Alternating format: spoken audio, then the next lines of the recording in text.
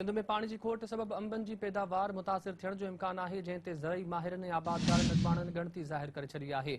हलंदड़ साल अंब ॿाहिरि मोकिलण भी मुतासिर थियण जो इम्कान है। मुल्की मईशत के नुक़सान थियण जो पिण ख़दशो आहे। सिंध चैम्बर ऑफ एग्रीकल्चर के सीनियर नायब सदर नबी बख्श सचो चयो आहे त सॼी सिंध में ख़ास तौर ते कोटड़ी बैराज वटि पानी की घणी खोट है। सिंध में 1,80,000 एकड़ अंबन जा बाग आहिनि।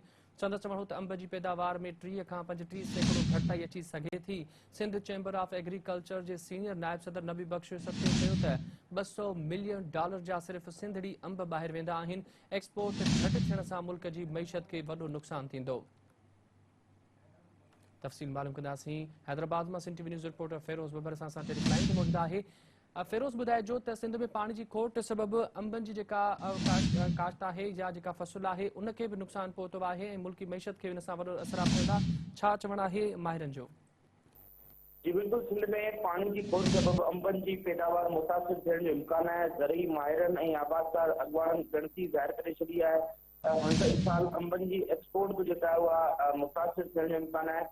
मुल्की जेका मईशत आहे उनखे पिण जेको आहे उहो जेको आहे उनखे नुक़सान थियण जो ख़दशो आहे। इन वजह सां आबादकार अॻवान नबी बख्श सचो चवणु आहे त सिंध में ख़ासि तौर ते कोटड़ी बैराज वारे मक़ाम ते सभ खां घणी पानी की खोट आहे। सिंध में 1,80,000 एकड़नि ते अंबन जा बाग आहिनि। अंबन जी जेका प्रोडक्शन आहे उहा 30 खां 35 सैकड़ो जेका हिन साल में घटिताई अची सघे थी हुनमें। ऐं हुनजो चवणु आहे त $200 मिलियन जा सिर्फ़ सिंधड़ी अंब जेके आहिनि उहे एक्सपोर्ट थींदा आहिनि, जॾहिं त एक्सपोर्ट घटि थियण सां मुल्क जी मौशियत खे बि नुक़सान थींदो।